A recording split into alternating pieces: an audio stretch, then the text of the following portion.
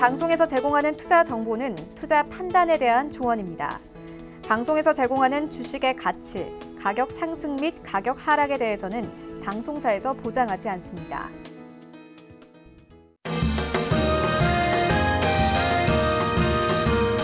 네, 안녕하세요. 투자의 바른 소리 주식 훈민정음 진행의 김민재입니다.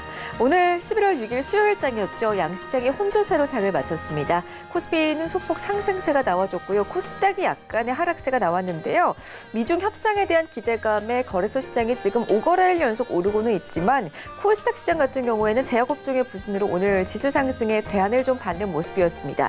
하지만 장기적으로 봤을 때는 11월 1일에 2100선 돌파가 나온 다음에는 지금 시장이 좀 지속적인 상승세를 보여주고는 있기 때문에 긍정적인 흐름을 기대를 해봐도 괜찮을지 오늘 저희 주식 훈민정음 민박사 민경무 대표 그리고 이태훈 전문가와 함께 하시면서 시장을 미리미리 예측해보는 시간 가져보시기를 바라겠습니다. 참고로 저희 방송에서 제공해드리는 정보는 전문가의 조언일 뿐 해당 주식의 가치와 수익률은 보장하지 않는다는 점 고지해드리고요.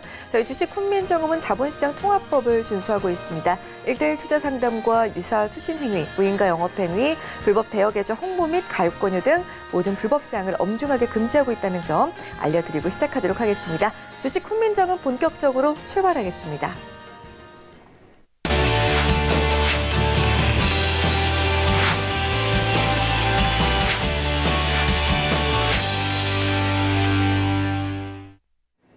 네, 오늘 방송도 역시나 차트마스터죠. 이태원 전문가와 인사부터 나눠보도록 하겠습니다. 안녕하세요. 네, 안녕하십니까. 네, 반갑습니다.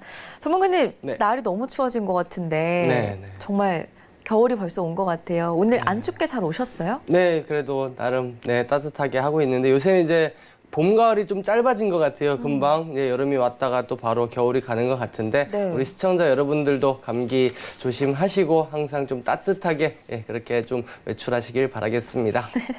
알겠습니다. 우리 시청자분들 감기 조심하시기 바라겠고요. 귤 먹기 딱 좋은 날씨잖아요. 귤 까드시면서 저희 주식 훈민정음 매일 밤 10시에 꼭 채널 고정해 주시고 많은 시청해 주시기를 바라겠습니다. 오늘도 알찬 정보 가득 드릴 건데요. 일단은 방송 보시면서 이태호 전문가의 개인 톡방은 언제든지 열려 있으니까요. 카카오톡 오픈 채팅방 활용하셔가지고 주식 훈민정음 저희 프로그램 이름 6글자 검색하신 다음에 입장하셔서 방송 중간중간마다 궁금증을 물어보셔도 되고요. 또 시장 장중에 언제든지 이태훈 전문가께서 대답을 해드리고 있으니까요. 활짝 열려있는 저희 이태훈 전문가의 톡방 많이들 접속을 해보시기를 바라겠습니다. 자, 그럼 본격적으로 이제 민박사 민경무 대표와 전화 연결을 해볼 시간인데요. 오늘 시장 마감 상황 되짚어보고 또 내일장에 대한 전략까지 세워보도록 하겠습니다. 민박사님 안녕하세요. 네, 안녕하세요. 네, 반갑습니다. 오늘 장중에 코스피가 2150선을 터치를 해주기도 했는데 대표님 말씀대로 오늘 약간 지수 상승의 제한이 좀 있었고 코스닥 시장에서도 조정이 좀 나왔는데 잠깐의 조정 때문에 어제 말씀을 해주신 것처럼 너무 걱정을 하지는 않아도 괜찮은 거죠? 예. 오늘 시장 어떻게 보셨어요? 없습니다. 네네. 예, 코스피는 전혀 걱정할 게 없고요. 코스피는 계속 빨간불이 나오고 있다는 게 이제 심적 부담이죠. 분명히 파란불이 한번 나올 텐데라는 생각을 하고 있는데 그 파란불이 주 후반이니까 목요일, 금요일 남았네요. 예, 코스피도 파란불을 보일 수 있으나 파란불 지수가 얼마나 하락하든 개의치 말고 코스피는 방향성은 상방으로 가고 있다라고 생각을 하시면 되고요. 그 다음에 HLB 부분에서도 제가 계속 언급하던 종목입니다. HLB 같은 경우는 이제 시가총액 1위가 됐는데 오늘 큰 폭 하락이 나왔습니다. 근데 HLB는 상승이 제한적이다. 그거 올라가기 쉽지 않은데 이제 지그재그가 나올 거다. 넘어갈 것 같은데 밀릴 것 같은데 밑에서 받쳐주고. 근데 오늘 HLB를 가만히 쳐다보게 되면 일단은 한국적인 거겠죠. 공매도가 너무 과하다는 거. 공매도 때문에 HLB 공매도 쳤던 소위 얘기하는 자문사들은 6천억 정도 손해를 봤다 그러는데 그 이상도 손해를 봐야 되는 구조죠. 왜냐하면 개인 투자자가 너무 많이 당하니까. 오늘 같은 경우도 HLB가 약세로 있다가 심하게 밀린 이유는요. 그냥 공매도가 총 거래량의 10% 정도 일방적으로 밑으로 팔아버리기 때문에 그렇습니다. 그러면 오늘 HLB에 큰 문제가 있었냐? 그것도 사실상 아니거든요. 오를 때도 기대감이나 이슈는 있지만 과하게 올랐다는 생각도 하지만 내릴 때는 반대로 올랐었던 이슈나 기대감이 조금만 잠잠해져도 공매도 주가를 빼려고 애를 쓰는구나. 그래서 HAB 같은 경우에는 공정한 게임은 아니라고 저는 얘기를 하거든요. 공매도 관련해가지고 바이오 전체가 항상 두들겨 맞으니까. 그럼 오늘 HAB가 혼자 개별적으로 두들겨 맞으면 모르겠지만 중요한 거는 시장에 영향을 준다는 거죠. 시가총액 큰 종목이 공매도로 인해서 주가가 빠질 수도 있구나. 그래서 코스닥은 지수 예측보다는 종목 장세로만 봐야 될 것 같아요. 코스닥은 지수가 좋고 나쁨이 아니라 그 안에서 종목들이 수익률 게임을 얼마나 잘 펼치고 있느냐. 그 코스피는 걱정할 게 없고 코스닥 부분에서 항상 염려되는 부분이 항상 있습니다. 코스닥은 급등과 급락을 반복하기 때문에 방향성을 잡기가 굉장히 쉽지가 않죠. 삼성전자 하이닉스는 급등락 안 합니다. 그냥 실적이나 추세를 따라 가죠. 그리고 글로벌 경기 상황에 따라 반영을 하면서 가지만 코스닥 같은 경우는 심리적인 요인이 굉장히 크기 때문에 HAB가 밀려서 심적으로는 코스닥 분위기는 안 좋았지만 내용적으로 살펴보면 제가 동물고충제 부분 얘기했습니다. 펜벨다졸에 대해서 얘기를 했는데 오늘 보기 좋게 대정황 같은 경우 상한가를 쳤습니다. 야, 뭐 코스피 얘기하고 삼성전자 얘기하는 사람이 너무한 거 아니야 그러는데 사실상 삼성전자 하이닉스 상한가 안 나오고요. 코스피 200 급등 안 나오고 시장은 이렇게 깝깝한 양상 위아래가 묶여있을 때 수익률 게임밖에 없다. 근데 시장이 그 방향성으로 간다면 그 방법밖에 없다. 펜벨다졸 같은 경우에 내일 방향성은 어떻게 종목이 대장주 쉽게 얘기해서 이제 대정화금이 오늘의 대장주였다면 전일 같은 경우에는 이제 제일바이오가 이제 대장이었죠. 종목이 순환매를 하고 있고 돈이 그렇게 몰려다니고 있다.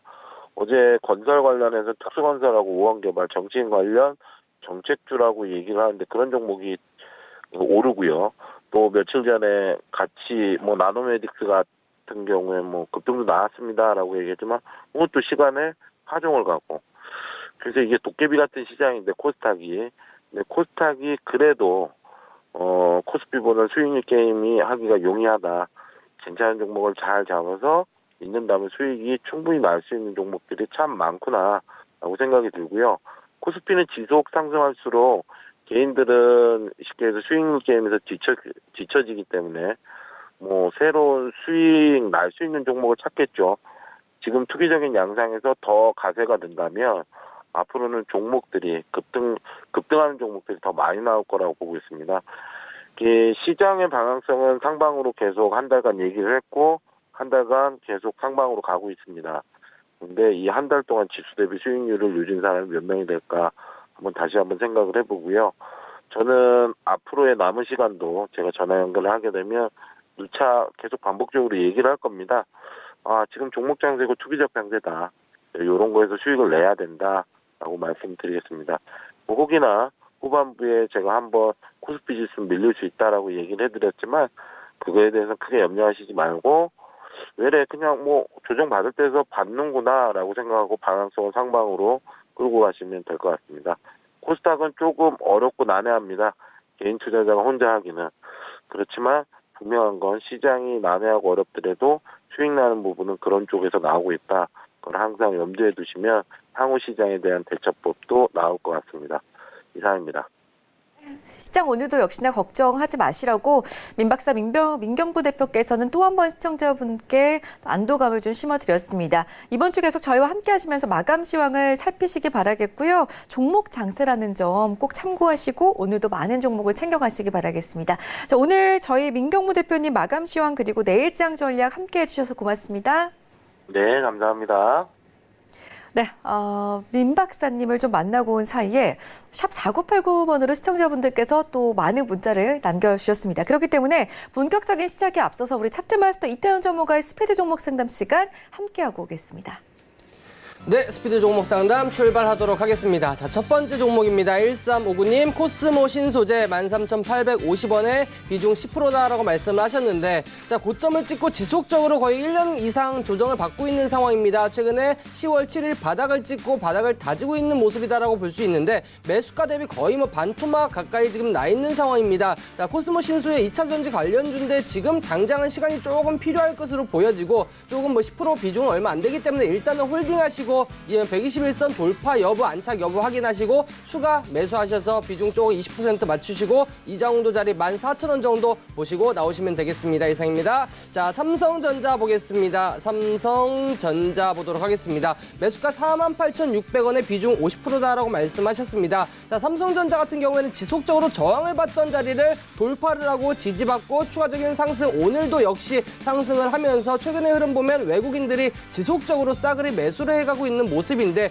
일단 단기적으로 봤을 때 액면 분할 때까지 이 가격대까지는 거의 다 올라왔습니다. 55,000원까지는 추가적인 상승의 여력이 있고 반도체 업황이 좀 회복되는 게 가시화된다 그러면 6만원까지 보시라라고 말씀을 드리도록 하겠습니다. 다음 종목 텔콘 RF제약입니다. 텔콘 RF제약은 최근에 거래량이 상당히 많이 터지면서 급등락이 나오고 있는 그러한 종목입니다. 뭐 자회사 비보존 관련해서 임상 3상 이야기가 계속 나오고 있는데, 매수가가 13,000원이고 비중 30%, 장기 보유라고 말씀을 하셨는데, 저는 개인적으로 이거 장기 보유에 대한 좀 장기 보유에 대해서는 썩 그렇게 좋아 보이지는 않습니다. 가급적인 13,000원이면 손실 구간이기 때문에 이번에 파동의 반등 시 매수가에서 빠져나오시고 혹여나 밀릴 경우 8,000원, 8,500원 정도 이탈하면 손절하시길 바라겠습니다. 다음 종목 우정바이오 보도록 하겠습니다. 자, 우정바이오 같은 경우에는 지금 바닥권에서 계속해서 박스권의 흐름들을 보이고 있는 모습인데, 자, 보시면 9월 달에도 윗꼬리, 10월 달에도 윗꼬리, 11월 달에도 지금 윗꼬리가 계속 달리고 있는 모습이 조금 불안한 상황입니다. 만약에 지금 매수가가 5,900원이신데 4,800원 정도, 4,800원 정도 이탈하게 되면 정리하시고, 반등 시 뭐 단기적인 파동은 나오는 종목이니까 반등 시 6,000원 위에서 짧게 빠져나오시라는 말씀 드리겠습니다. 자, 마지막 종목 오이솔루션입니다. 5G 관련해서 올해 연초 상당히 강한 모습들을 보여주었던 종목인데, 지금 고가권 5만원을 중심으로 지금 이제 횡보를 하고 있는 모습입니다. 자, 5만원 안착 여부가 상당히 중요할 텐데 매수가가 딱 5만원이십니다. 그러면 자, 손절가 짧게 전저점 45,000원 정도 이탈하면 정리하시고 다시 한번 상승 추세로 들어갈 때 그때 다시 한번 공략을 해보시고 반등 시 6만원 정도 1차 목표가 잡고 대응하시기 바라겠습니다. 이상입니다.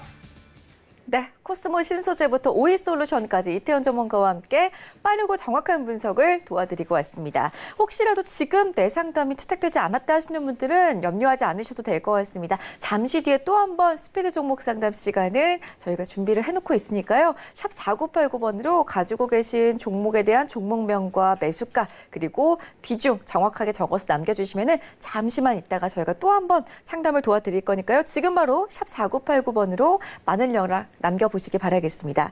자, 그렇다면 오늘 시장에서 투자자분들께서 참 관심을 많이 가졌던 종목이나 이슈들 또 어떤 것들이 있었는지 짚어보는 시간으로 이어가 봐야 될 것 같은데요. 키워드 스탁 시간으로 함께하도록 하겠습니다. 먼저 오늘 시장에서 다양한 이슈 속에서 어떤 종목들이 좀 움직여줬는지 화면 통해서 먼저 확인을 해보겠습니다. 먼저 키워드부터 확인을 해보죠. 대차잔고 70조 돌파, 공매도 우려라는 키워드를 오늘 이태훈 전문가께서 준비를 해오셨고요. 업종은 바이오 신약 관련주를 살펴보도록 하겠습니다. 여기에 따른 종목이죠. HLB, 메지온, 신라젠에 대해서 자세하게 분석을 해보겠습니다. 자, 공매도. 가장 무서운 단어인 것 같아요. 네. 일단은 아무래도 바이오주들이 실적에 따라서 가는 게 아니라 기대감으로 가는 종목이기 때문에 우리 개인 수급이 참 많이 몰리는 종목이잖아요. 네, 맞습니다. 그래서 공매도를 조심하라는 말씀이신 건지 궁금한데 키워드에 대한 분석부터 한번 해볼까요? 네, 아무래도 자, 개인 투자자들에게는 조금 개념이 안 잡히는 부분일 수도 있습니다. 자, 오늘 같은 경우 어제 기준으로 최근에 이제 대차잔고가 70조 원을 돌파했다라는 이야기가 나왔는데, 자, 이 대차잔고라는 건 뭐냐? 좀 먼저 설명을 드리면, 일단은 주식을 가지고 있는 기존의 주주들에게 주식을 빌리는 겁니다. 그래서 이 빌리고 가지고 있는 그 잔고를 흔히 대차잔고라고 합니다. 그러면 기존의 주식을 가지고 있는 사람들한테 왜 주식을 빌리냐? 바로 공매도에 활용하기 위해서 바로 빌린다라고 생각을 하시면 되겠습니다. 자, 공매도는 일반적으로 개념이 잘 안 잡히실 수도 있는데 일단은 내가 주식을 매수를 해서 매수 포지션에 있다가 이제 주식을 매도를 해서 청산을 해서 포지션을 정리하는 게 아니고 주식을 빌린 주식을 먼저 팔아서 마이너스 포지션을 가지고 있다가 추후에 그 물량만큼을 사서 수량으로 다시 빌려온 사람한테 갚아주는 그러한 매매를 공매도라고 합니다. 자, 이러한 공매도 사실 처음에 도입했을 당시에는 순기능도 어느 정도 좀 감안을 해서 좀 도입을 하게 됐는데 순기능이라고 이야기를 하면 단기적으로 주가가 워낙에 급등하거나 과열하는 현상을 이 공매도로 잡을 수가 있겠다라는 그러한 이제 원리 이론적인 측면에서 도입을 했습니다. 하지만 실질적으로 이 공매도에 대한 순기능보다는 폐해가 훨씬 더 많이 드러나고 있는 그러한 상황이고 최근에 국정감사에서도 또 한 번 언급이 되었습니다. 이 공매도 특히 외국계 기관들이 공매도를 상당히 많이 지금 국내 시장에서 이용을 하고 있고 근데 공매도를 적절한 정상적인 방법이 아닌 업틱 룰 그리고 무차입 공매도를 이용해서 공매도를 진행을 하고 있다. 이거는 엄연한 불법입니다. 그럼에도 불구하고 정부 당국에서 이렇다 할 만한 큰 제재가 들어가지 못하는 부분들에 대해서 또 한번 언급이 되고 있다라는 부분들. 자, 아무래도 주식 시장 선물이나 옵션 파생이 아닌 이상 주가는 오르면 오를수록 많은 분들에게 더 기분 좋은 시장일 겁니다. 하지만 이 공매도 흔히 세력이라고 하는 이 공매도에 의해서 시장이 조금 왜곡이 되는 현상 최근에 또 나타나고 있고 이게 70조까지 늘어났기 때문에 앞으로 공매도 우려가 더욱더 커지고 있는 상황이다. 이렇게 말씀을 드리도록 하겠습니다. 네, 일단은 그래도 시장에서 공매도를 좀 주의를 하면서 바이오주들을 제약바이오 업종들 어떻게 접근을 해나가면 좋을지 이야기를 좀 해보면 좋을 것 같은데 오늘 키워드와 관련해서 움직인 종목들 가지고 나오셨잖아요. 바로 첫 번째 종목이 HLB인데 HLB가 지난달 거래대금이 삼성전자를 넘어섰다고 합니다. 이 종목은 그럼 이제 어떻게 보면 좋을까요? 자, 사실 HLB 같은 경우에는 임상에 실패했다 그랬다가 또다시 몇 개월 만에 성공을 했다는 소식을 전했고 그리고 나서 주가가 단기적으로 상당히 좀 급등하는 모습을 보여주었습니다. 최근에 코스닥 시가총액 1위, 장중에 잠깐이었습니다만 1위를 기록하는 모습들도 보여주었는데 최근에 이 HLB가 이 공매도의 가장 큰 대상으로 지금 들어가면서 최근에 주가가 상당히 좀 급등락을 하고 있습니다. 자, 사실 HLB는 원래 바이오 종목이라고 보기보다는 구명정 흔히 해상에서 배가 선박이 조난을 당했을 때 이탈을 할 때 대피할 수 있는 그러한 보호 보트라고 보시면 되는데 이 구명전을 생산하는 그러한 기업입니다. 전체 매출의 70%가 이 구명정에 차지하고 있고 자, 2009년도에 미국의 LSK 바이오파마라는 기업을 인수를 하면서 그때부터 본격적으로 바이오 시장에 뛰어들었습니다. 자, 자회사 종속회사 엘리바를 통해서 최근에 바이오 사업을 영위를 하고 있는데 가장 대표적인 신약 파이프라인이 표적 항암제인 리보세라님일 겁니다. 네, 최근에 임상 3상에 성공을 했다라는 소식에 좀 급등이 나오는 모습을 보였는데 지금 임상 3상에 성공을 한 이후에 신약 품목 허가 신청을 승인 전 절차를 진행하고 있는 상황이라고 회사 측은 밝혔습니다. 하지만 이에 대해서 좀 루머 아닌 루머가 지속적으로 나오면서 주가가 급등락이 좀 많이 나오고 있다. 자, 앞으로 승인이 될지 승인이 안 될지 모르겠습니다만 실질적으로 이 바이오 신약 업체들은 아직 신약에 대해서 매출이 잡힌 것은 없기 때문에 실질적으로 기업의 가치를 매기기는 상당히 어렵습니다. 그럼에도 불구하고 시가총액 2위까지 올라갈 정도로 급등을 했기 때문에 공매도의 목표가 됐다라고 볼 수가 있겠고 차트로 한번 보면서 한번 살펴보도록 하겠습니다. 지난 6월 달에 임상 3상 실패했다는 소식이 장중에 나오면서 하한가로 바로 직행을 했고 그 이튿날은 점화한가로 또 장을 마쳤습니다. 그리고 나서 바닥을 오랜 기간 동안 다지다가 최근에 임상 3상이 아니다, 성공을 했다, 유효성을 확인을 했다라는 소식에 점상한가로 출발했고 그 이후에 무려 주가는 4배 가까이 주가가 급등하는 모습을 보였습니다. 자, 최근에 보시면 뭐 외국인 기관들은 지속적으로 좀 매도를 하면서 고점에서 좀 상당히 큰 변동성을 보여주고 있는 상황인데 최근에 저희가 계속해서 말씀드렸다시피 시총상위 바이오 워낙에 단기적으로 급등했기 때문에 다시 공매도의 주적이 될 수 있다라는 부분들 이야기를 말씀을 드렸었고 실질적으로 HLB 같은 경우에는 오늘도 공매도 매매 비중이 무려 8% 가까이 8% 가까이 공매도 오늘 하루 매매 거래량 378만 주 중에 8%가 공매도에 의한 매매였다. 그만큼 고점에서 공매도를 지속적으로 치고 있기 때문에 앞으로 투자하실 때 유의를 하시고 반드시 성공에 대한 확신을 가지고 투자하시기보다는 단기적으로만 대응하시라 이렇게 말씀을 드리도록 하겠습니다. 알겠습니다. 참 충격적이네요. 신약 개발하는 회사인 줄만 알았는데 원래는 구명정과 그리고 선박, 파이프를 생산하는 업체였다고 하는데 리버세라님 임상 3상 성공 발표 이후에 쭉쭉 가다가 오늘 13만 원대까지 고꾸라지는 모습을 보여줬거든요. 그렇기 때문에 이 종목은 좀 단기적으로 대응을 해보자라고 말씀을 하셨으니까 꼭 참고를 하셨으면 좋겠습니다. 저희 다음 종목 준비가 돼 있죠. 매지온인데 매지온 지금 5거래일 연속 시장하고 함께 쭉 잘 올라오고 있어요. 네, 좋은 흐름 보여주고 있습니다. 계속 긍정적으로 봐도 될까요? 뭐 일단은 매지온도 제가 오늘 가지고 나온 종목들은 최근에 대차 잔고가 크게 증가한 종목들 위주로 제가 가지고 나왔습니다. 그만큼 앞으로 공매도의 위협에서 좀 많이 노출돼 있다라고 볼 수 있겠고 매지온 같은 경우에도 HLB를 이어서 두 번째로 최근에 단기적으로 대차 잔고가 크게 늘어난 기업이다라고 보시면 되겠습니다. 자, 이 매지온 같은 경우에는 신약 물질을 발굴하고 그리고 개발을 하는 기업이다라고 보시면 되겠는데 희귀 심장병 치료제 유데나필 관련해서 지금 임상 3상이 완료가 되어 있는 상황입니다. 자, 이 희귀 심장병 단심실증인데 자, 일반적으로 정상이라면은 심실이 좌심실, 우심실 이게 두 가지가 있어야 되는데 단심실 하나만 가지고 태어나는 이러한 이제 어린 아이들 화나라고 하죠. 화나. 예. 이 관련해서 이제 폰탄 수술을 진행을 하게 되는데 이 수술 이후에 심장의 기능을 강화할 수 있는 그 성분이 바로 유데나필이라고 합니다. 그래서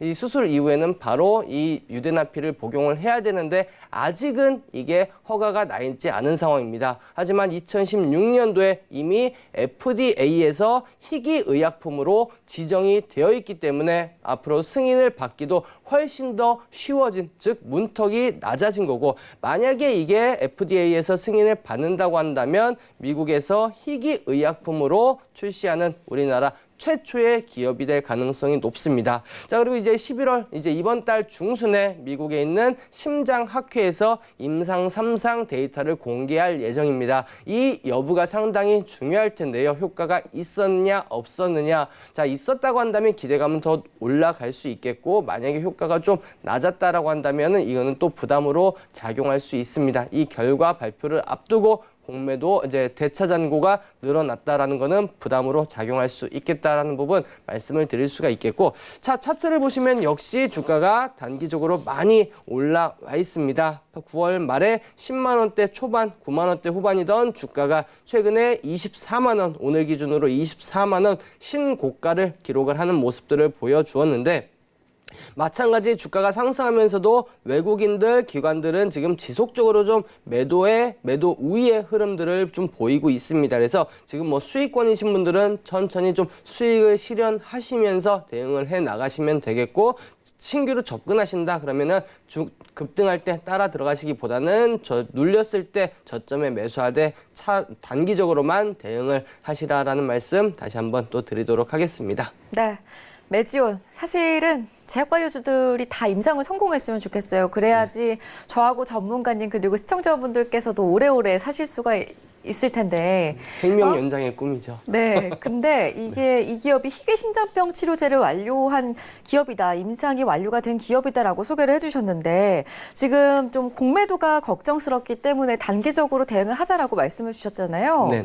근데 다음 주 일요일에 심장학회 발표를 앞두고 있는데 혹시 다음 주에 좀 더 가지 않을까 그래서 계속 들고 계시는 분들도 계실 것 같거든요. 어떻게 보세요? 기대감은 물론 있습니다. 근데 항상 바이오주들뿐만 아니라 모든 재료를 가지고 일정 매매라고 우리가 흔히 이야기를 하는데 그 일정에 이제 뭐 O가 나오든 X가 나오든 즉 호재로 결정이 나든 악재로 결정이 나든 뭐 아니면 도식의 매매는 주식을 하는 입장에서는 상당히 좀 좋지 않은 투자 습관이다라는 부분 항상 리스크 좀 관리를 해 주시길 바라겠고 특히 아까도 제가 대기실에서 말씀을 드렸겠지만 이러한 바이오 업체 같은 경우에는 성공하면 기업의 가치가 수조 원, 수십조 원까지 빵 튈 수 있지만 그 이전까지는 그냥 만년 적자 기업, 그냥 기대감만 가지고 가는 기업이기 때문에 그 결과가 상당히 중요한 부분이다. 이렇게 말씀을 드리도록 하겠습니다. 네, 알겠습니다. 매지원에 대한 우리 이태원 전문가의 답변 꼭 참고를 하시기 바라겠고요. 저희 다음 종목 살펴볼게요. 참 이 종목 때문에 많은 투자자분들이 힘들어하셨을 것 같아요. 신라젠이죠. 네, 맞습니다. 전환사채 조기 상환 발표 이후에 계속 또 떨어지고 있어요. 네, 어디까지 맞습니다. 바닥일까요?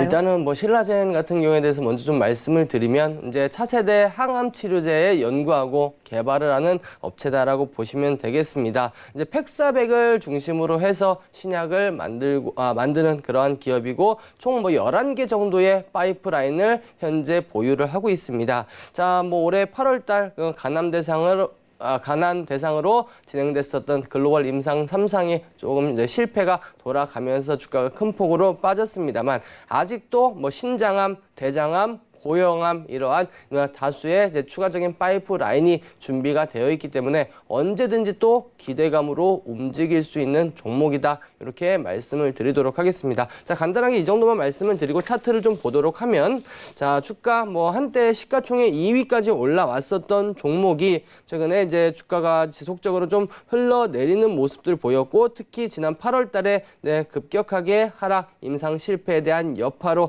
지속적으로 좀 하락을 보이다가 최근에 다시 단기적으로 급등이 나왔습니다. 자, 신라젠 같은 경우에는 지난해부터 지속적으로 나왔었던 부분이 바로 공매도였습니다. 공매도 물량들이 지속적으로 쌓이고 여기에 악재까지 악재성 찌라시까지 지속적으로 유포가 좀 되면서 주가가 조금 어려움을 겪었는데 최근에 바닥에 대비해서 저점 대비 뭐 3배 가까이 주가가 오르기도 했었습니다. 하지만 최근에 역시 신라젠 역시 좀 대차잔고가 증가되고 있다라는 그런 이제 지금 뭐 소식이 나오고 있기 때문에 이 종목 역시 우리 단기적으로만 대응하시고 가급적이면 좀 주의해서 매매하시라라고 말씀을 드리도록 하겠습니다. 네, 좋습니다. 신라젠 다양한 임상을 진행 중이기 때문에 주가가 언제든지 다시금 좀 튀어오를 수는 있지만 그래도 지금 이 시간에 저희가 또 공매도가 걱정되는 그런 제약바이오주들을 말씀을 드리고 있기 때문에 신라젠 역시나 단기적으로 대응을 해보자라는 말씀이셨으니까요. 투자에 꼭 참고를 하시기 바라겠습니다.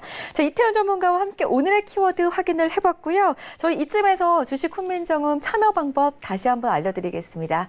저희 계속해서 방송 보시면서 이태원 전문가의 개인 톡방은 어떻게 참여하면 되나 궁금하셨던 분들은 지금 화면을 보시면 되겠습니다. 카카오톡 이용하시면 되는데요. 카카오톡 오픈 채팅방 검색창에 주식 훈민정음 저희 프로그램 이름 6글자를 검색해서 들어오시면은 이태원 전문가께서 언제든지 저희 지금 주식 훈민정음 방송하는 시간만 제외하고 이 1시간을 제외하고는 거의 모두 톡방에서 여러분들께 답변을 드리고 있다고 하니까요. 꼭 한번 참여를 해보셨으면 좋겠습니다.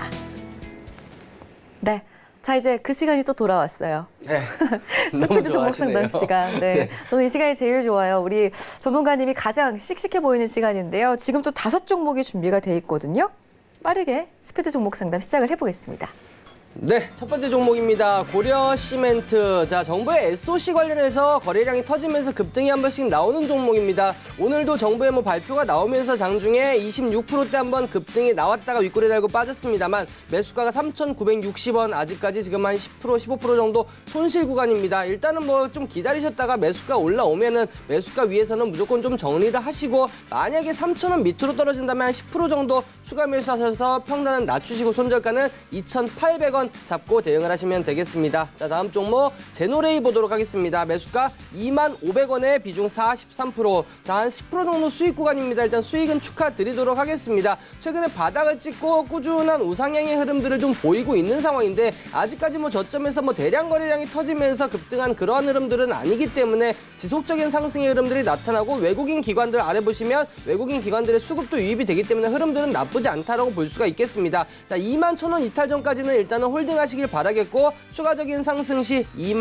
자, 지난 쓰리봉 찍었었던 25,000원을 1차 목표가 잡고 대응하시면 되겠습니다. 자, 다음 종목 비덴트 보도록 하겠습니다. 비덴트 보도록 하겠습니다. 자, 비덴트 같은 경우에는 최근에 이제 빗썸 관련해서 매각 관련된 이야기가 나오면서 주가가 뭐 점상도 갖고 급등도 나오는 모습들을 보였습니다. 매수가가 15,000원이시면 고가권에서 매수를 하셨는데 뭐 아직까지 추세가 무너졌다고 보기는 조금 어렵습니다. 손절가 11,800원만 잡고 대응을 하시고 11,600원 잡고 대응하시고 반등 시 1차 목표가 16,000원 잡고 대응하시면 되겠습니다. 자, 다음 종목 일신바이오 보도록 하겠습니다. 일신바이오 1,820원 수익권이십니다. 축하드리도록 하겠고 오늘 도치 캔들이 나왔는데 어제 대량 거래량 3,600만 주 상장 주식수 절반 이상 지금 거래가 됐기 때문에 그리고 오늘 거래량이 전일 대비해서 거의 뭐 17%밖에 안 터졌기 때문에 내일 추가적인 상승의 여력은 충분히 있다. 이거는 좀 분봉으로 확인을 해보면 자, 이 자리 2,050원만 이탈하지 않으면 홀딩을 하시고 1차 목표가는 2,300원 잡고 대응하시고 2,050원 손절가 잡고 대응하시면 되겠습니다. 마지막 종목 셀트리온 제약 보도록 하겠습니다. 자, 셀트리온 제약.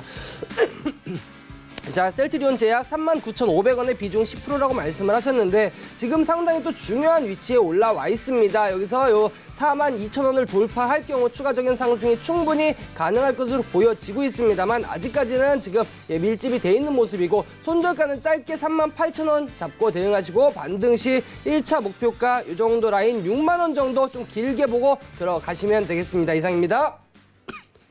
네, 이태원 전문가와 함께 빠르고 정확한 종목 상담 시간 해보고 왔습니다. 자, 오늘 저희가 시장을 좀 살펴봤어요. 업종하고 종목들을 몇 가지 확인을 해봤는데 이제 내일 시장도 준비를 해야 되거든요. 곧 있으면 또 11월 7일 내일장이 다가옵니다. 내일장 주의 깊게 봐야 할 관심주들 전략까지 함께 짚어주신다고 하는데 어제 주셨던 관심주죠. 에코프로하고 캠시스가 오늘장에 매수가에 도달을 하면서 네네. 잡으셨던 분들은 아주 조금 지금 수익을 내셨을 거란 말이에요. 네네. 그러니까 앞으로도 좀 계속 잘 수익을 내시기를 저희가 또 기도를 하도록 하겠고요. 내일 살펴볼 관심주도 준비를 해오셨다고 했는데 네네. 어떤 종목인지 일단 보겠습니다. 첫 번째 종목 어떤 종목인가요? 첫 번째 종목은 아모텍이라는 종목입니다. 아모텍 같은 경우에는 이제 휴대폰 부품을 생산하는 기업이다라고 보시면 될 것 같습니다. 자, 휴대폰 부품 중에 EMC라고 하는 전자파를 차단을 하는 이러한 부품들을 생산을 하고 있고 그리고 또한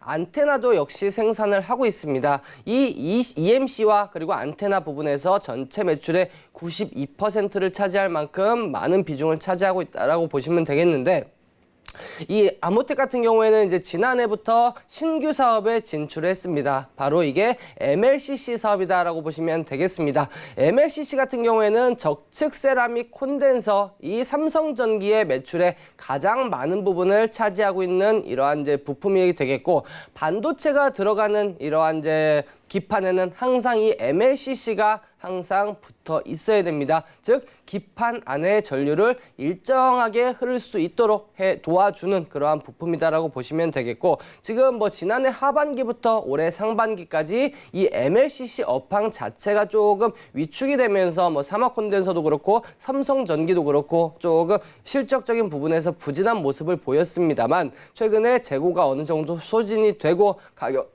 가격도 안정화되면서 이제 업황이 개선이 되고 있다라고 볼 수가 있겠습니다. 자, 그리고 코스닥에 상장되어 있는 자회사 아모그린텍을 보유하고 있는데 이 아모그린텍을 통해서 5G용 부품 역시 지금 공급을 하고 있기 때문에 이 자회사에 대한 효과도 톡톡히 좀 누릴 수가 있을 것이다라는 말씀 드리도록 하겠습니다. 자, 그럼 차트를 한번 보면서 한번 살펴보도록 하겠습니다. 자, 아모텍 같은 경우에는 이제 지난해부터 시작해서 좀 지속적으로 스마트폰 업황 자체가 조금 포화 상태 좀 조정을 받으면서 하락을 하는 모습을 보였습니다. 하지만 올해 들어서 이제 스마트폰 분야 부분에서도 어느 정도 좀 회복이 되고 있고, 지난해부터 야심차게 준비가 됐었던 이 MLCC가 올해 이제 4분기부터 본격적으로 가동이 들어가고 내년부터는 이제 매출에 크게 기여를 할 것으로 예상이 되고 있기 때문에 사실 올해보다는 내년이 조금 더 기대되는 기업이다라고 보시면 될 것 같습니다. 자, 바닥을 찍고 서서히 이제 저점을 끌어올리고 우상향하는 흐름들이 이렇게 지금 나타나고 있는 그런 모습인데, 오늘 역시 어제 오늘 조정을 받으면서 21선 근처까지 지금 내려와 있습니다. 지난 10월 달에도 21선에서 정확히 좀 지지를 받아주면서 반등이 나왔던 부분들을 감안을 한다면 업황도 괜찮고 흐름도 괜찮기 때문에 여기서는 눌림목에서 한번 공략을 해보자라는 말씀 좀 드리도록 하겠고, 자, 여기서 추가적으로 좀 21선 가까워지는 23,200원, 23,000원 정도 매수가 제시를 해드리도록 하겠습니다. 23,000원 정도 매수가를 잡으시고, 자, 1차 목표가 같은 경우에는 지난 이제 1분기, 2분기의 고점 26,000원 정도를 1차 목표가로 잡고 대응을 하시면 될 것 같습니다. 그리고 만약에 밀릴 경우 손절가는 21,000원, 전저점 눌림목 이탈하는 21,000원 정도 손절가 잡고 대응하면 크게 무리는 없을 것으로 예상이 됩니다. 이상입니다. 네, 외국인이 역시 오늘 이 종목 사줬습니다. MLCC 업황 개선 기대감을 가지고 관련주로 아모텍을 살펴보자라고 하셨는데, 내일장 잘 살펴보시고 가격 전략 다시 한번 정리를 해드릴게요. 매수가가 23,000원, 목표가가 26,000원, 그리고 손절가 21,000원 세워드렸으니까 가격적인 부분도 꼭 메모를 해두시기 바라겠습니다. 다음 종목 한 종목 더 있다고 하는데요. 어떤 종목인가요?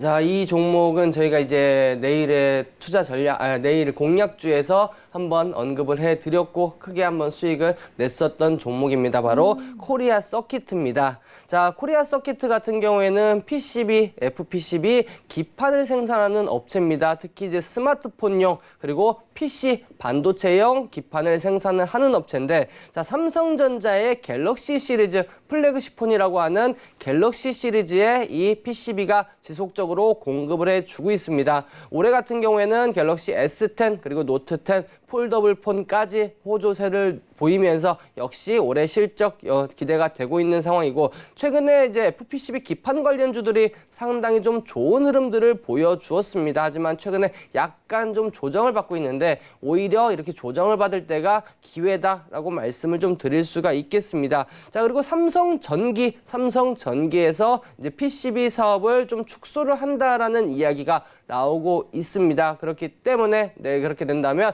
오히려 이 코리아 서키트가 반사 이익을 얻을 가능성이 좀 상당히 높다 이렇게 보여지고 있고, 자회사로 있는 인터플렉스 역시 지난해 올해 실적이 좀 좋지가 않았는데 이제 올해 하반기 내년부터는 실적이 좀 개선될 가능성이 높다 이렇게 보여지고 있습니다. 자, 주가의 흐름들 한번 살펴보도록 하겠습니다.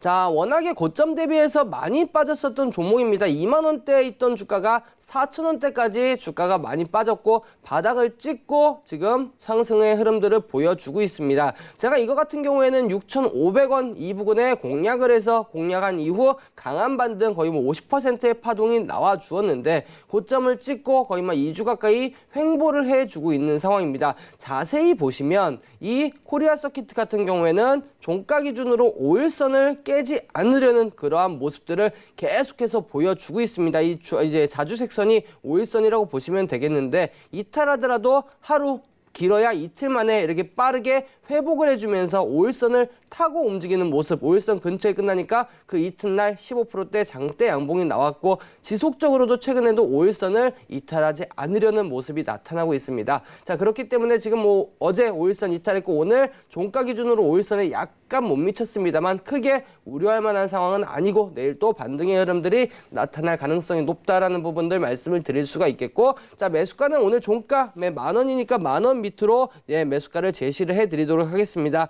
1차 목표가는 이전에 고점을 찍었던 윗꼬리 자리 12,000원 정도 보시고, 만약에 밀릴 경우 8,500원 정도 손절가를 잡고 대응하시면 크게 무리는 없을 것으로 예상이 됩니다. 네, 오늘은요. 눌렸을 때 접근을 해볼 만한 종목 2가지 종목 내일장 관심주로 드렸습니다. 일단은 코리아 서킷까지 챙겨가시기 바라겠고요. 차트 보니까 정배열이었는데 가격 전략 세워드렸으니까 내일장에 꼭 살펴보시기 바랄게요. 매수가 10,000원, 목표가 12,000원, 그리고 손절가는 8,500원으로 잡아드렸습니다. 자, 지금까지 내일장 관심주를 짚어봤고요. 바로 이어서 이태훈 전문가의 투자 꿀팁 들어보는 시간으로 이어가도록 하겠습니다. 채널 고정해주세요.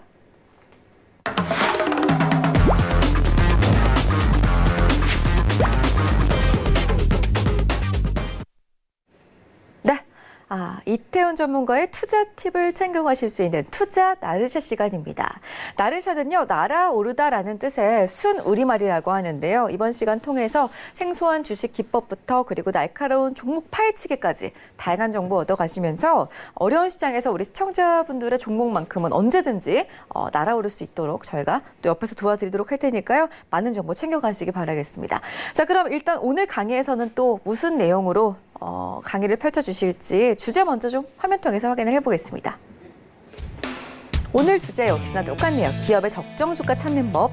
어제 그리고 월요일에 계속해서 저희가 이 주제를 가지고 강의를 드리고 있는데 오늘은 좀 심화반이라고 생각을 하면 될까요? 네, 맞습니다. 제가 이제 어제 월요일에는 이제 PER 실적을 가지고 적정 주가를 찾는 방법, 그리고 어제는 PBR 청산 가치를 가지고 절대적인 판단을 하는 방법에 대해서 말씀을 드렸는데, 네. 자, 오늘은 제가 3번째 시간 이 PER을 가지고 조금 더 구체적으로, 제가 첫 번째 시간에 말씀을 드렸을 때는 시장의 PER과 비교를 해서 이보다 비싸면, PER이 높으면 비싼 주식, 그리고 이보다 낮으면 싼 주식이다라고 말씀을 드렸는데, 오늘은 조금 더 구체적으로 접근하는 방법에 대해서 말씀을 드리도록 하겠습니다. 자, 그러면 화면을 보면서 가도록 하겠습니다.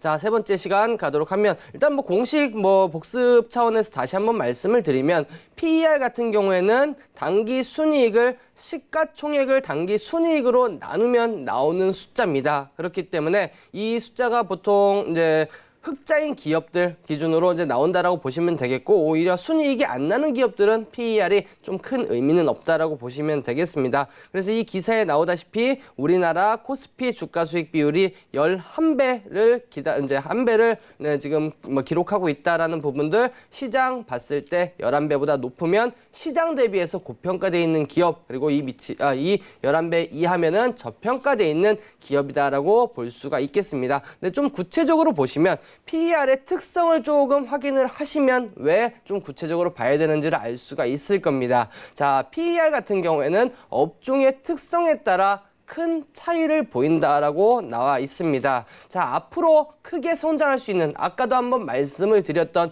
HLB 같은 기업, 실적은 잘 나오지는 않습니다만 만약에 신약이 성공을 하면 조 단위의 이러한 이제 기업 가치를 인정을 받을 수 있다. 이러한 기업 같은 경우에는 앞으로의 성장성이 미리 반영이 되기 때문에 PER이 상당히 높을 수가 있습니다. 하지만 일반적으로 매출액이 꾸준하고 영업이익도 꾸준한 기업, 즉 앞으로의 성장성이 그렇게 크게 기대가 되지 않는 기업, 흔히 우리가 이야기하는 제조업, 2차 산업, 이러한 부분들에 있어서는 앞으로 성장성보다는 그냥 꾸준한 수익성 위주로 보기 때문에 PER이 다른 기업보다는 좀 낮을 수가 있습니다. 그래서 이러한 업종별 흐름들을 좀 지켜보셔야 되겠고, 또 PER 같은 경우에는 일시적인 왜곡이 있을 수가 있습니다. 제가 잠시 후에 이거는 제가 업종을 제가 예시로 가지고 나왔으니까 말씀을 드리도록 하겠습니다. 그리고 3번째, 적자 기업은 PER이 의미가 없다. 마이너스 3배, 마이너스 10배, 마이너스 30배, 이거는 의미가 없습니다. 기업은 어차피 한 개년도, 2개년도 적자가 나올 수도 있겠습니다만, 어쨌든 기업의 목표는 수익이기 때문에, 흑자기 때문에 그 흑자를 가지고 흑자가 났을 때 판단을 하는 거지, 적자가 났을 때는 큰 의미는 없다. 이렇게 보시면 되겠습니다. 자, 그러면 고퍼 업종에 대해서 제가 먼저 가지고 왔습니다. 지금 현재 오늘 3분기 기준으로 현재 제약바이오 같은 경우에는 P가 무려 40배가 넘습니다. 즉 시장 평균의 4배가 넘는다는 뜻이고, 물론 제약바이오라고 무조건 고평가되어 있다는 것은 아닙니다. 물론 이제 어제도 제가 말씀드린 몇몇 종목들에 보면은 지금 실적이 나오는 명문제약 같은 경우 어제 말씀드릴 때 제가 키미테라고 언급을 해드렸던 거 기억이 나실 겁니다. 신약 개발 업체가 아닌 일반 의약품을 판매하는 업체들은 꾸준히 매출이 나오고 실적이 나옵니다. 이러한 기업들도 있기 때문에 전체적으로 본다 그러면 PER이 42배 정도 나온다라고 보시면 될 것 같고, 자, 화장품 업종 같은 경우 2016년도 그리고 2017년도 워낙에 고공행진을 했었습니다. 그리고 뭐 사드 이후에 약간 뭐 지속적인 조정을 받았습니다만 아직도 성장성에 대한 기대감, K뷰티에 대한 기대감이 남아있기 때문에 주가는 현재도 고평가가 되어 있다라는 부분, 그리고 소프트웨어 마찬가지, 앞으로 뭐 구글, 페이스북 이런 부분들, 빵 기업들도 마찬가지겠지만 소프트웨어, 이제 하드웨어가 아닌 소프트웨어 하나만 잘 만들어도 어마어마한 가치를 지니기 때문에 역시 고평가가 돼 있습니다. 자, 그리고 항공사가 74.6배, 이거는 제가 예외, 일시적으로 말씀을 드린다는 예시로 가지고 나왔는데, 자, 올해 같은 경우에는 뭐 대한항공, 아시아나항공, 대한항공 같은 경우에는 경영권 분쟁이 붙었고, 아시아나항공 같은 경우에는 매각 이슈가 나왔습니다.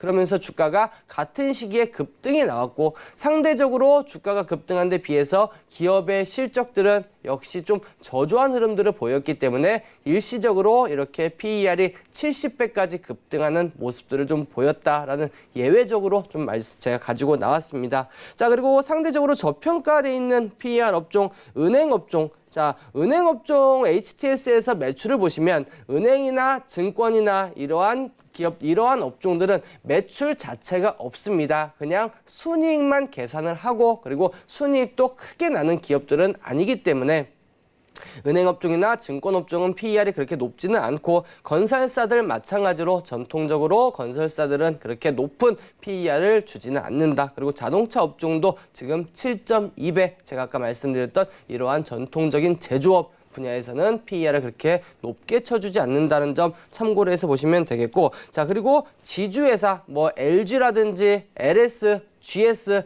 이러한 기업들은 우리 이제 한번 보시면 PER이 4배, 5배 정도밖에 되지는 않습니다. 자, 이러한 지주회사 같은 경우에는 실제로 사업을 해서 돈을 벌어들이는 게 아니고 가지고 있는 자회사들의 이제 배당금이라든지 아니면 브랜드 이제 로열티, 그리고 가지고 있는 건물의 임대 수수료, 이 정도만 수익으로 잡히기 때문에 사실상 그렇게 뭐 PER을 높게 쳐주기는 힘든 그러한 구조다라는 점 참고해서 보시면 되겠고, 또 하나 우리나라에 상장돼 있는 중국 기업들 보시면 뭐 PER이 4배, 5배, 1배짜리도 제가 확인을 했습니다. 그 정도로 중국 기업들은 지금 상당히 뭐 이론적으로 봤을 때는 저평가되어 있다라고 볼 수가 있겠습니다만, 사실 뭐 우리나라에 상장돼 있는 중국 기업들의 이러한 재무제표를 고지고대로 믿을 수는 없다. 과거의 사례를 봤을 때 워낙에 실적 좋고 저평가되어 있는 기업들도 분식회계로 상장 폐지되는 경우들이 워낙 많았기 때문에 무조건 중국 기업이 저평가되어 있다고 좋은 기업은 아니다라는 점 참고해서 보시면 되겠습니다. 참고로 뭐 중국 기업 같은 경우에는 뭐 다는 아니겠지만 코드 번호 6자리 중에 맨 앞자리가 9로 시작하는 종목은 우리나라 기업이 아닙니다. 그렇기 때문에 중국 기업일 가능성이 높다라는 거 꼭 확인을 해보시기를 바라겠습니다. 자, 그리고 지금 이제 증권사 리포트입니다. 이거는 하나금융투자에서 나온 증권사 리포트인데 어떻게 비교를 하느냐? 자, 위에 보시면 KMW, 에이스테크, 오이솔루션, RFHIC, 솔리드, 뭐 HFR, 머큐리 전부 5G 관련주입니다. 이 5G 관련 섹터 내에 평균 PER이 13.5배다. 앞으로 성장성이 높으니까 시장 대비해서 높은 펄을 주는 겁니다. 하지만 이에 비해서 종목들의 펄을 본다 그러면 여기 보시면 RFHIC는 19배, 그리고 솔리드 같은 건 18배, 반대로 오이솔루션 같은 경우는 9배, 상대적으로 저평가되어 있는 기업은 오이솔루션이다. 이렇게 판단을 할 수 있는 부분이고, 이 아래 보시면은 임가공업체, 스마트폰 케이스나 외장을 만드는 그러한 기업입니다. 자, 이걸 보면 전체적으로 평균 퍼가 7.8배. 자, 5G보다 훨씬 낮은 평균 퍼를 가지고 있다. 그러면 이 중에서 7.8배보다도 월등히 높은 KH바텍 같은 경우에는 상대적으로 고평가되어 있다고 볼 수가 있겠고, 그 바로 아래 있는 이렌텍 같은 경우에는 상대적으로 저평가되어 있다. 이렇게 볼 수가 있습니다. 이 두 개를 비교해 보시면 이 두 종목, 자, 머큐리와 KH바텍 보시면 펀은 비슷합니다. 11.87, 12.79. 하지만 업종 섹터 평균 대비해서는 머큐리는 저평가되어 있는 것이고 이 KH바텍은 고평가되어 있다. 이렇게 보시면 될 것 같습니다. 자, 그리고 동일 섹터뿐만 아니라 글로벌 동일 업종과도 비교를 하는 경우들도 있습니다. 자, 보시면 한세실업, 영원무역, 화승엔터프라이즈, 태평양물산 이러한 기업들은 이제 OEM 주문자 상표 부착 방식으로 의류를 생산하는 기업이고, 이거 보시면 이러한 기업들 같은 경우에는 대만이나 홍콩에 상장되어 있는 기업입니다. 이 기업들의 PER과 비교를 해서 상대적으로 2019년도 올해 기준으로 고평가돼 있는지 저평가돼 있는지를 판단을 하는, 비교를 하는 수단으로 삼으시면 훨씬 더 편하게 매매할 수 있지 않을까라는 생각 말씀을 드리도록 하겠습니다. 네. 너무 재밌네요. 보다 보니까 빠져드는 것 같은데 일단은 이렇게 혼자서 좀 적정 주가를 찾다가 또 어려우신 분들은 언제든지 이태원 전문가의 개인 톡방을 찾아오시면은 이태원 전문가께서 방금 설명드렸던 내용 다시 한번 또 보충 설명드릴 수 있고 또 새로운 정보들까지도 무료로 공유를 해드릴 수 있다고 하니까요. 카카오톡 오픈 채팅방 검색창에 저희 프로그램 이름 주식 훈민정음 6글자 검색하신 다음에 무료 입장 꼭 해보시기를 바라겠습니다. 자, 그럼 오늘 도움 말씀 주신 이태원 전문가와는 여기서 인사를 나누도록 하겠습니다. 오늘 말씀 고맙습니다. 네, 감사합니다. 네, 참고로 저희 방송에서 제공해드렸던 정보는 전문가의 조언일 뿐 해당 주식의 가치와 수익률은 보장하지 않는다는 점 고지해드리고요. 아울러 저희 주식 훈민정음은 자본시장 통합법을 준수하고 있습니다. 1:1 투자 상담과 유사수 신행위, 무인가 영업행위, 불법 대여계좌 홍보 및 가입 권유 등 모든 불법 사항을 엄중하게 금지하고 있다는 점 알려드리도록 하겠습니다. 내일 상당히 추워진다고 하니까요. 옷 따뜻하게 입으시고 출근하시고요. 저희는 내일 밤 10시에 다시 돌아오도록 하겠습니다. 고맙습니다.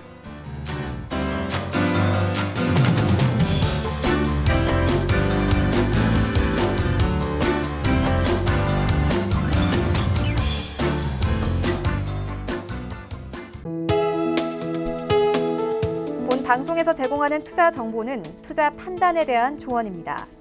방송에서 제공하는 주식의 가치, 가격 상승 및 가격 하락에 대해서는 방송사에서 보장하지 않습니다.